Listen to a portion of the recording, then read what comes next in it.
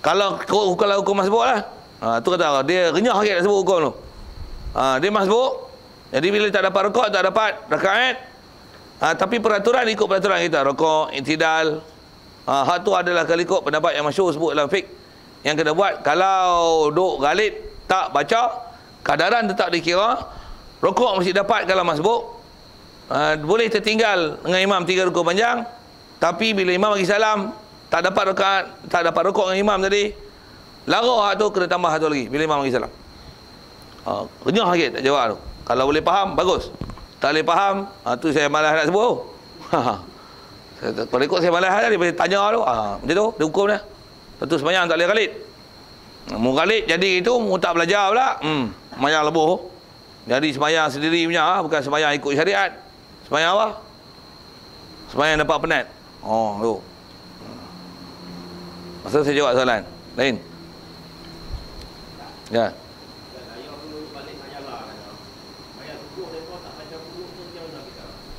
Dia tak baca kunut. Memang tempat tu tak baca kunut. Jaga Wahabi besar tu.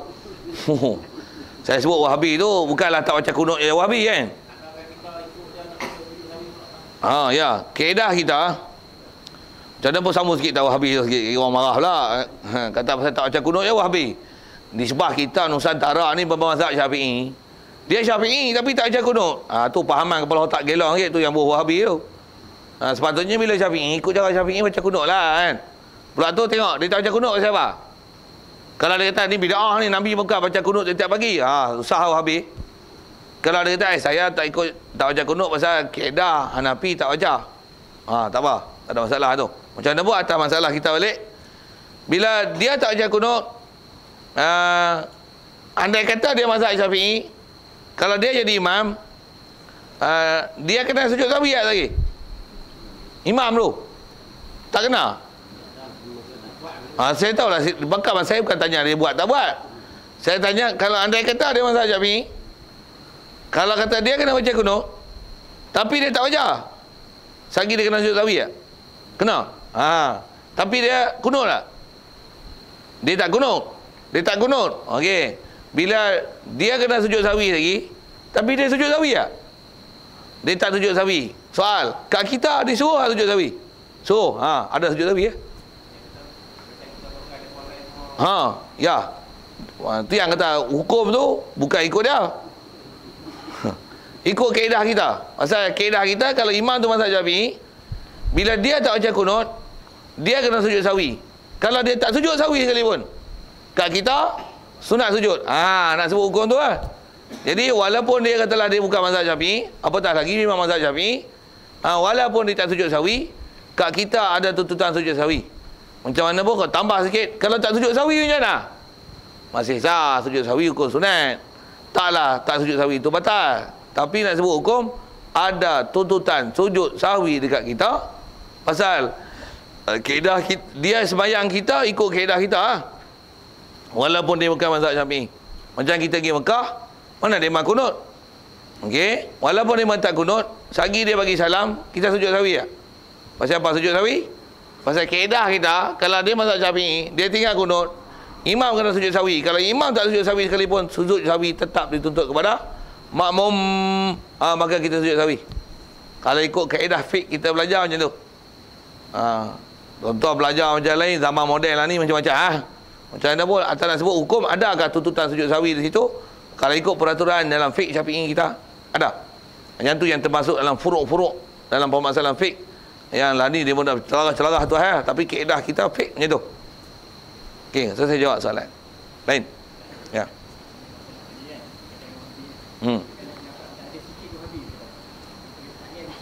Ada sikit Wahabi. Apa tu?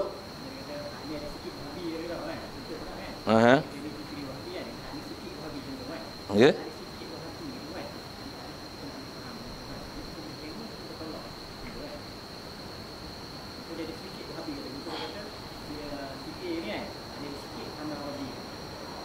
Masalahnya masalah boleh ikut imam tu. Soalannya itu. Kalau sikit Wahabi tu, kalau sikit tu ke fiqah tak masalah sangat. Pasal dia masalah fiqah. Tapi kalau sikit Wahabi tu tengok masalah apa. Kalau masalah akidah, walaupun sikit, tapi yang tu dari sisi kaedah fiqh, dari kaedah akidah kita besar. Walaupun sikit Wahabi. Yang lain tak Wahabi, sikit tentu Wahabi. Tapi dalam kaedah akidah, kita belajar yang tu salah besar. Boleh jatuh kafir. Pasal istilahnya tajsim, kau orang salah. Tak boleh ikut. Bahkan batal syahadah suruh dia syahadah lain. Walaupun bunyi sikit Wahabi. Contoh macam mana? Kalau tanya orang salah kat mana? Wahabi kalau jawab kan? Kat langit out. Tak ikut lah kita. Kalau ikut kaedah dalam bab akidah, jatuh akidah. Jatuh akidah. Syarah tu agak panjang. Kalau agak tak berhati, tanya dia sendiri. Mu faham ke mana? Orang Ta'ala di langit. Duduk di langit Dah orang Ta'ala kata dia duduk di langit, takkan kita tak bantah. Macam mana tu? Tu sah Wahabi gila. Bukan Wahabi gila, kafir gila. Kafir ayat dia. Kalau dia kata dah orang Ta'ala kata Quran, sikit masuk ke akidah sikit. Nak tunjuk kata benda tu memang salah dalam kaedah akidah. Sebab bab macam ni yang orang kita banyak tak faham ni. Kalau dia kata ayat Quran dah Allah kata dia di langit, tu takkan kita nak bantah. Okey, kita ambil ayat dia tu. Dah Allah kata dia di langit, takkan kita nak bantah. Okey. Kalau orang Ta'ala kata orang Ta'ala ada bersama dengan kita, macam mana nak buat? Wa huwa ma'akum aina ma kuntum. Dia bersama dengan kamu di mana saja kamu berada. Tadi mu kata orang Ta'ala di langit, duduk di atas. Sekarang ada ayat Quran kata orang Ta'ala ada bersama dengan kita. Mana satu betul? Duduk di langit ke duduk sama kita? Dia kata ikut mu ada hujah. Aku pun ada hujah aku. Kepala otak mu. Takkan aku duduk itikad orang Ta'ala ada bersama dengan aku, bersama dengan kita. Mu itikad orang Ta'ala ada di arah di langit. Kepala otak mu. Ajaran Islam macam tu lah. Macam mana nak selesai ayat Quran tu? Untuk kalau ada ayat Quran lain pula, dia kata macam ni pula. Aina ma tuwallu fasamma wajhullah. Di mana saja kamu beradab, di situ Allah. Tadi bersama dengan kita. Mu duk kata duduk di arah. Ayat tu kata di mana kamu beradab. Allah Ta'ala tempat kita beradab kah? Allah Ta'ala bersama dengan kita kah? Allah Ta'ala duduk di langit kah? Kah di arah? Empat tu. Mana satu betul? Semua betul. Bodoh mu. Bodoh tu. Macam mana nak selesai ayat Quran tu? Aku tak kerti itulah mu bodoh.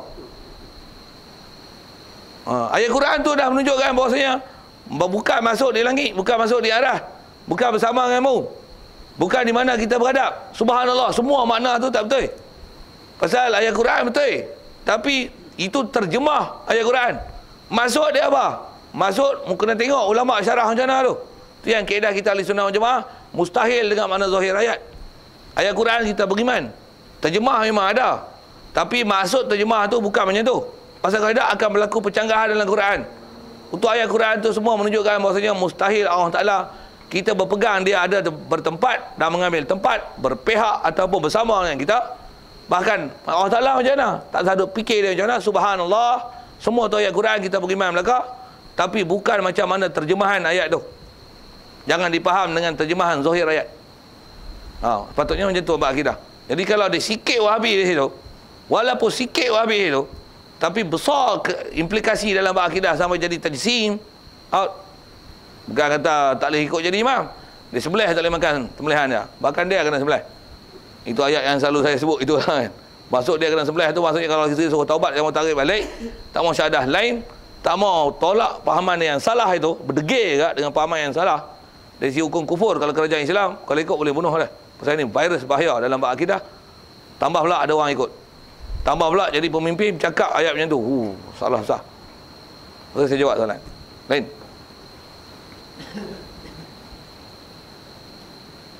Okey.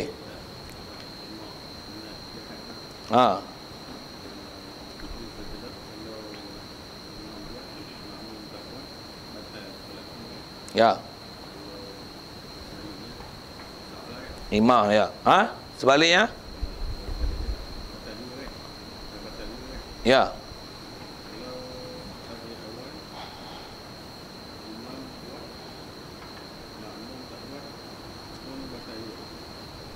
Imam buat, makmum tak buat. Kalau dia terlajak tu dengan tak sengaja, batal. Itu juga tayar awal. Kalau sengaja tak batal. Sunat batal balik. Tu kata dia ada detail tu. Tu pun malas agak lagi banyak. Pasal jarang kat kita, selalunya kita saja-saja nak mau tinggal. Selalunya dia tertinggal. Bila tertinggal bagi hukum hak tu ialah umum. Nak detail tu segi semak lain. Kaedah dia yang kalau disebut kitab pun disebut macam tu kan. Tayat awal dengan kunut, imam tayat awal, kita tersujud dalam masalah kunut. Dalam masalah tayat awal kita terqiyam. Bila tersujud dalam masalah kunut, terqiyam dalam masalah tayat awal, wajib berdiri balik dalam masalah kunut, wajib turun untuk tayat awal dalam masalah tayat awal. Okey, siap. Pasal kita jarang jadi masalah lain. Saja-saja imam tayat awal, aku tambah tayat awal aku pakai. Rasa tak ada makmum sebodoh itu. Buh biaya gitu kan. Betul tak saya kata tu? Ada. Tayat awal makmum saja tak nak awal. Tayat awal sunat apa gaduh nak buat. Ada makmum bodoh terah tu. Tak ada ni. Tak payah sembang abang lain. Tentu saya abang yang sembang-sembang detail itu. Dia ada detail tu. Tapi sagi semak lain. Okey. Lain, ya. Ya. Ya.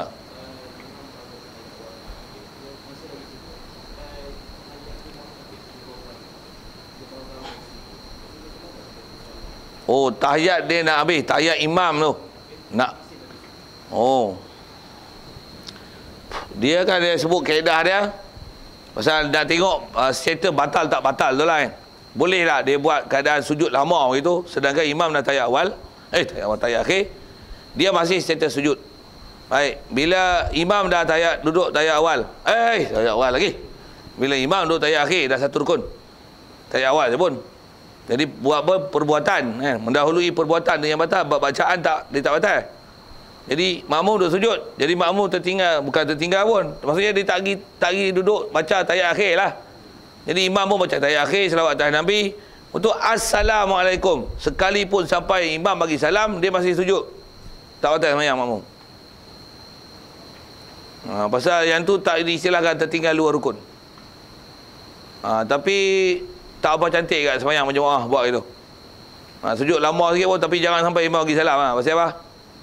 Sembahyang sunat pun sujud lah sampai esok pun. Tapi sembahyang fardu ni, dia nanti timbul fitrah untuk orang lain pula. Jadi masalah lah. Jadi dia tak apa molek dari segi sudut buat dalam konteks berjemaah. Jadi kaedah dia kalau nak baca tasbih pun bacalah 3, 5, 7, 11 tu bangkit Nak tunjuk warak mu sujud lama-lama tu buat sembahyang sunat. Tak usah buat dalam konteks berjemaah. Macam mana buat atas soalan batal tak? Kaedahnya tak batal. Pasal imam kalau atas dahulu pun baru satu rukun saja.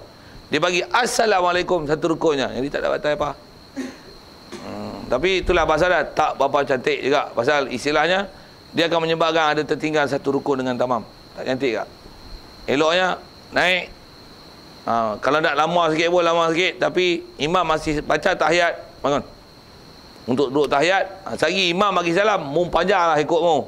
Pasal apa? Imam bagi salam dah habis dah hubungan makmum dengan imam. Dia tak lazim pula bila imam bagi salam, makmum mesti bagi salam. Tak. Ikut mu, tahiyat mu nak panjang lah, sampai esok lah. Tahiyatul mubarakatuh, salawat, habis mu doa-doa semua dia baca. Ikut mu? Boleh? Tak ada masalah. Pasal salam pun dah diberi kan. Ikutlah orang nak belah pun dia tahiyat dia tak habis lagi. Habis. Orang dah habis doa pun tahiyat dia tak habis lagi. Ikut dia. Dari segi batal tu, atas kita bicara batal tu, dia tak batal. Tak batal sembahyang makmum yang melambat yang bagi salam, sedangkan imam nak bagi salam. Tak ada masalah. Pasal imam bagi salam je, habis lah imam makmum.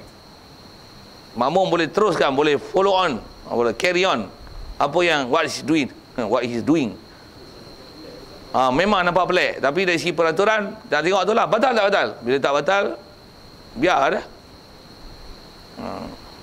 Let he do what he want. Pasal benda tu tak salah dalam bab syarak. Pasal benda tak salah macam mana? Happy. Kau salah.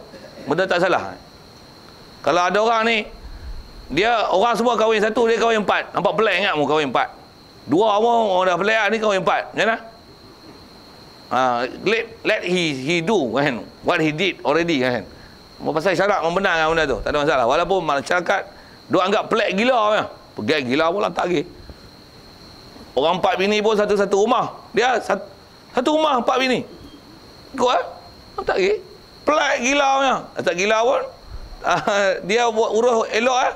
Biar. Tak ada masalah. Yang nak kata kalau benda tu tak masalah syarak, biar terus ada anggap sebagai masalah. Itu kot. Baik. Lagi.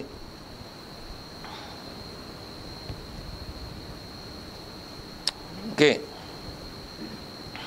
Dan wajib diniatkan mengikut imam pada takbiratul ihram pada sembahyang Jumaat, dan wajib meniapkan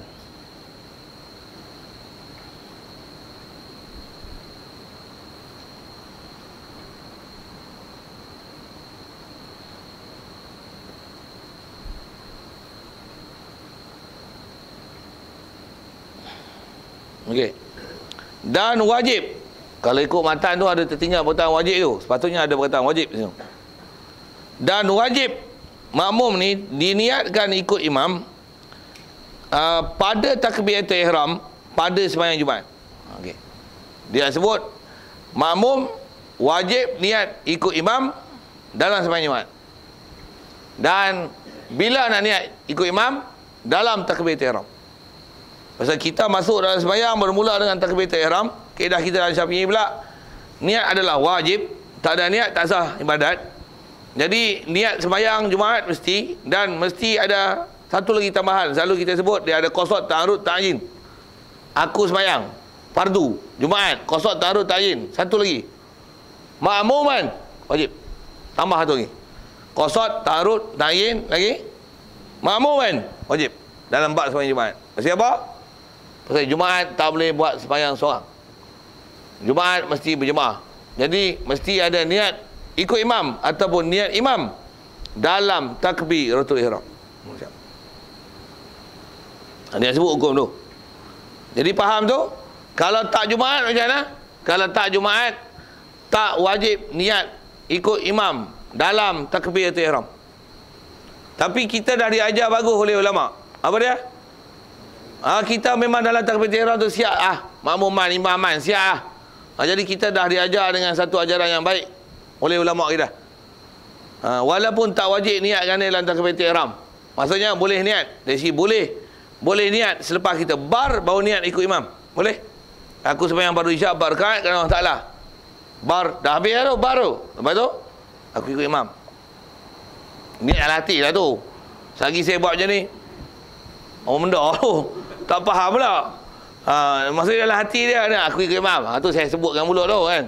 Nak cerita macam mana? Dalam hati kena sebut lah. Jadi dia dalam hati dia aku ikut imam. Jadi sah ikut imam. Tapi atas kaedah fiqh Syafi'i kita, meniatkan ikut imam selepas takbiratul ihram lain pada Jumaat makruh, dan dia meluputkan pahala jemaah. Tak boleh tak? Walaupun sah ikut Jumaat, no excuse. Jumaat mesti niat ikut imam dalam takbiratul ihram. Lain pada Jumaat, sunat niat imam, niat makmum dalam takbiratul ihram. Sah di luar takbiratul ihram, tapi makruh. Tapi bila walaupun makruh tak cukup. Siapa? Pahala Jumaat tak dapat. Tu saya kata dia. Ulama kita dah hajar hak molek kita.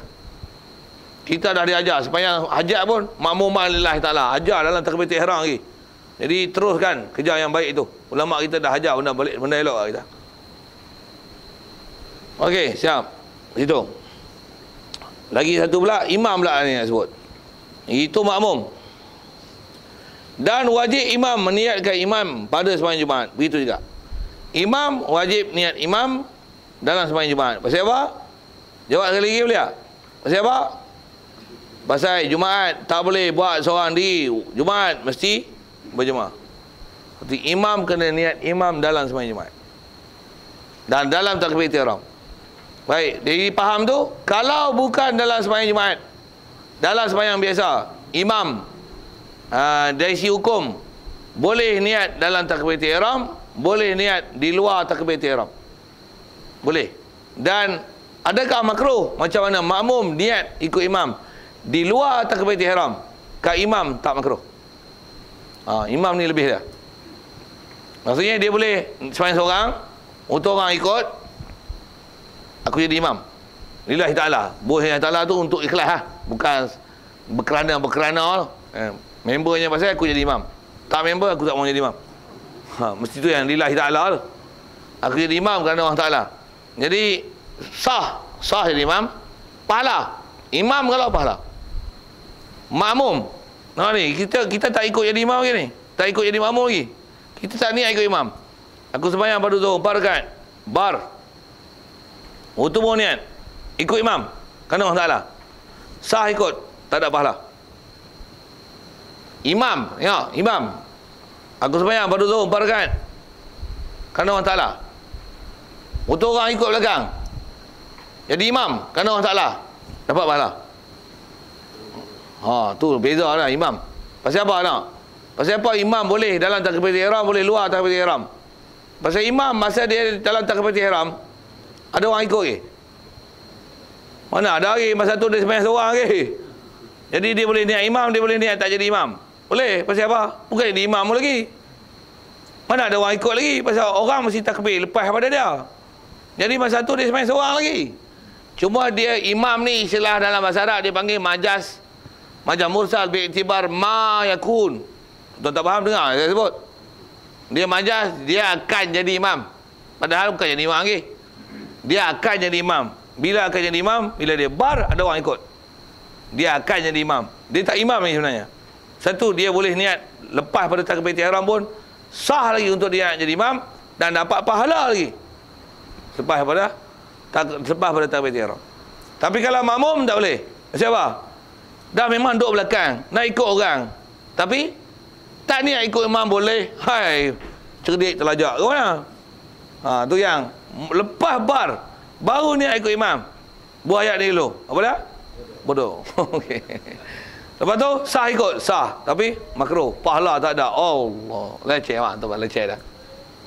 Macam mana kita boleh ada orang yang memang kita nak ikut tak niat ikut lah, jadi pelik ke mana? Jaga sikit tu. Satu ada beza antara status niat imam dengan niat makmum. Tentu tu. Ada. Tak niat duduk dalam takbiratul ihram, tak duduk dalam takbiratul ihram. Niat makmum lain, imam status lain, makmum status lain. Ada.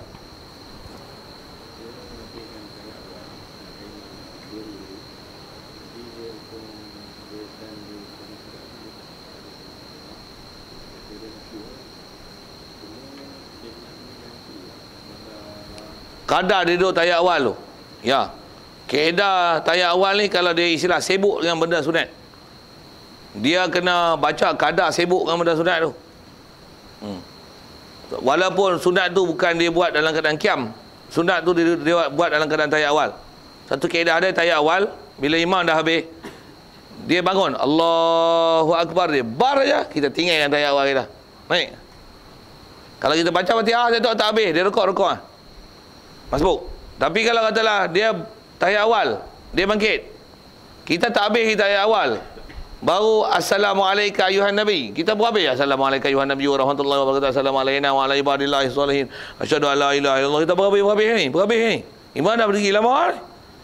Naik Allahu Akbar. Sepatutnya kalau kita tinggal tahiyat awal tadi boleh baca Fatihah. Sama ada habis tak habis ruku ke. Imam berrukuk, Allahu Akbar. Cuai ni. Cuai. Waktu buat apa? Dia kena baca kadar tahiyat awal tu.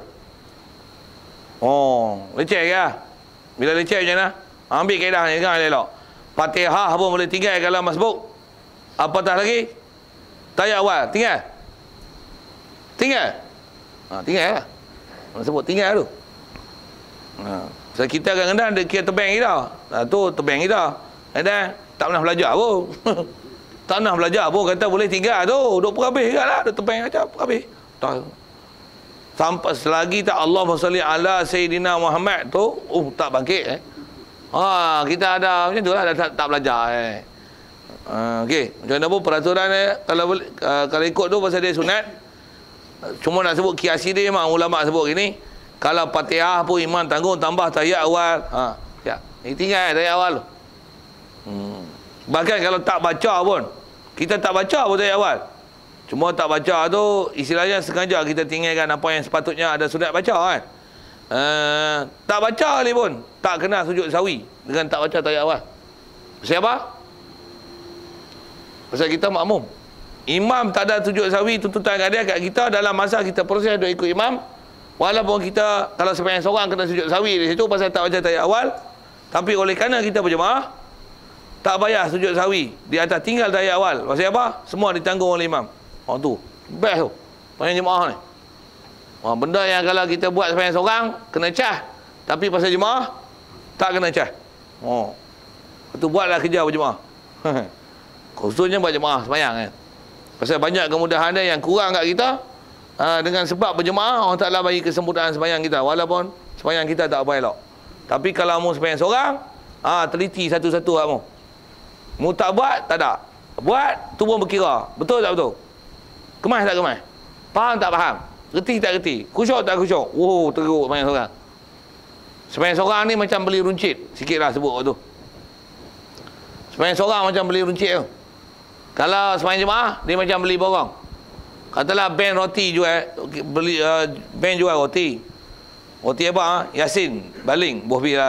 Tabuk SM, Tasik Gelugo. Ada satu kilang roti. Sebut hak Islam kita. Kilang roti orang kita. Saja dah sebut itu sikit. Kilang roti mai.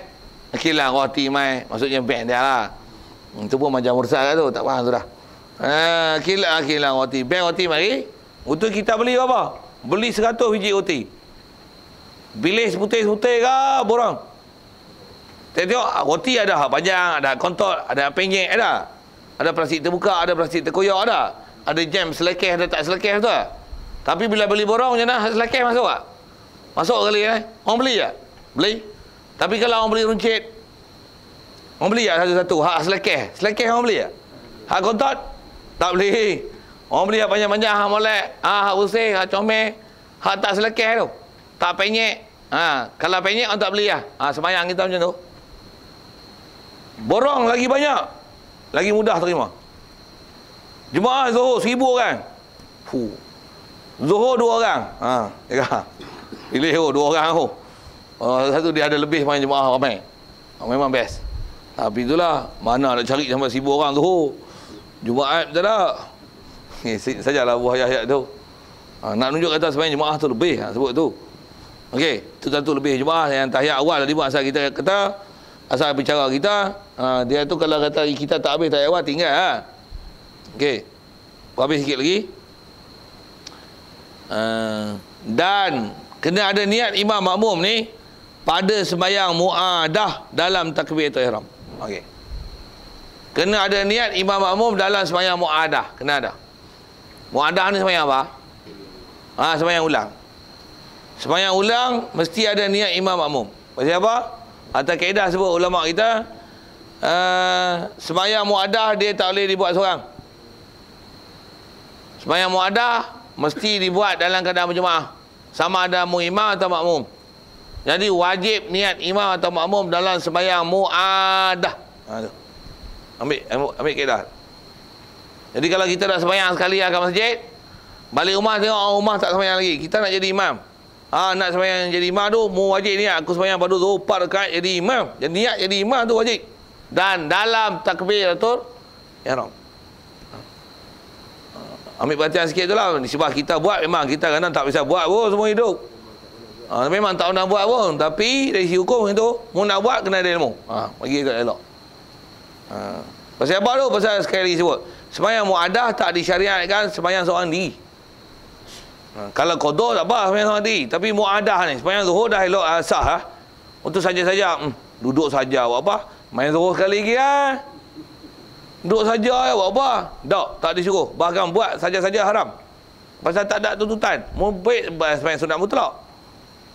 Kalau nak buat mesti berjemaah, sama ada mu imam atau makmum. Mu imam ke makmum tak ada masalah. Walaupun tadi mu sembahyang jadi imam ke jadi makmum pun tak ada masalah tak. Tapi mesti muadah dibuat dengan berjemaah dan mesti ada niat jadi imam atau makmum dalam takbiratul ihram. Pasal wajib meniatkan makmum ataupun imam dalam takbiratul ihram. Pasal apa? Pasal wajib muadah mesti buat berjemaah. Macam mana? Wajib Jumaat buat jemaah, wajib muadah dibuat jemaah.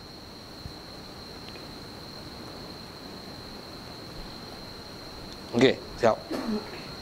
Habis ayat tu dalam masalah niat dan sunat juga pada yang lain daripada keduanya. Lain pada Jumaat, lain pada muadah, sunat saja niatkan imam atau makmum dalam takbiratul ihram. Macam mana pun detail saya dah sebut tadi. Imam memang tak ada masalah dalam takbiratul ihram atau luar takbiratul ihram. Makmum sebaiknya dalam takbiratul ihram. Luar pada takbiratul ihram, walaupun bukan sembahyang Jumaat, sah, tapi makruh, luput pada jemaah. Tentu rugi dah. Walaupun dari sisi hukum